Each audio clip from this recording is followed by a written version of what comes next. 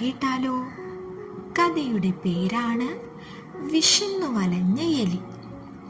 ഒരിടത്ത് ഒരു എലിക്കുട്ടൻ ഉണ്ടായിരുന്നു. അവൻ തൻ്റെ ഏറ്റവും മോശമായ അവസ്ഥയിലൂടെയാണ് ഇപ്പോൾ കടന്നു പോകുന്നത്. എന്തെന്നാൽ കുറേ ദിവസമായി അവൻ പട്ടിണിയാണ്. ഭക്ഷണത്തിനു വേണ്ടി കഠിനമായി പരിശ്രമിക്കുകയും അവസാനം ആ പരിശ്രമം വ്യർത്ഥമായി തീരുകയും ചെയ്യും. എല്ലായിടത്തും ഭക്ഷണത്തിനായി അലഞ്ഞു. ദിവസങ്ങൾ കടന്നുപോയി. അവന്റെ ശരീരമെല്ലാം മെലിഞ്ഞു.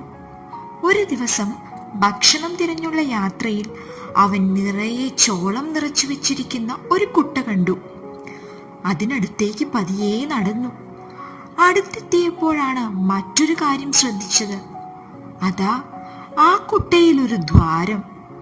എലിക്കുട്ടന് അകത്തു കടക്കാൻ പാകത്തിനുള്ളൊരു ദ്വാരം. അവൻ വളരെ വേഗത്തിൽ അതിലൂടെ അകത്തു കയറി. കുറേ ദിവസം വിശന്നിരുന്നതിനാൽ ആർത്തിയോടെ എലിക്കുട്ടൻ ചോളം കഴിക്കാൻ തുടങ്ങി. വയറു നിറയെ ചോളം കഴിച്ചു.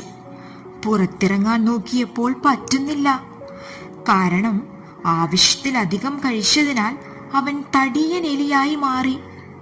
എലിക്കുട്ടൻ നിലവിളിക്കാൻ തുടങ്ങി, ദൈവമേ, ഞാൻ എങ്ങനെ പുറത്തു കിടക്കും? എലിയുടെ നിലവിളി കേട്ട് അതിലൂടെ ഒരു പൂച്ച വന്നു. ആ പൂച്ച കാര്യം തിരക്കി. എലിക്കുട്ടൻ നടന്നതെല്ലാം പറഞ്ഞു. ഇതെല്ലാം കേട്ട് പൂച്ച പറഞ്ഞു, പുറത്തു കടക്കണമെങ്കിൽ നീ കുറച്ചുനാൾ ഭക്ഷണം കഴിക്കാതെ ഇരിക്കണം. എപ്പോഴാണോ തടി കുറഞ്ഞ് ശരീരം മെലിയുന്നത് അന്ന് നിനക്ക് പുറത്തിറങ്ങാം. എലിക്കുട്ടൻ പട്ടിണി കിടക്കാൻ ആരംഭിച്ചു. കുറച്ചു ദിവസം കഴിഞ്ഞപ്പോൾ അവൻ വീണ്ടും പഴയതുപോലെയായി. എളുപ്പത്തിൽ ദ്വാരത്തിലൂടെ പുറത്തിറങ്ങി അവിടെ നിന്നും സ്ഥലം വിട്ടു.